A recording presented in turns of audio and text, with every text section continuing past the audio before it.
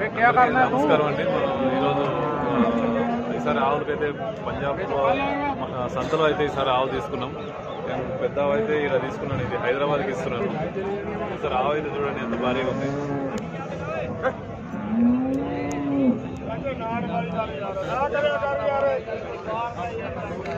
Milking capacity per time 25 litres అండి. ఒక రోజుకి 50 లీటర్లు అయితే దీన్ని మిల్కింగ్ కెపాసిటీ.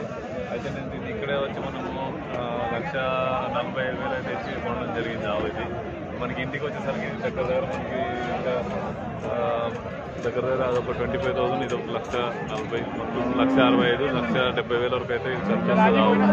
కాకపోతే సెకండ్ లాక్టేషన్ ఇప్పుడు ఇది. ఆవు అయితే చూడొచ్చు మనకి భారీగా ఉంది.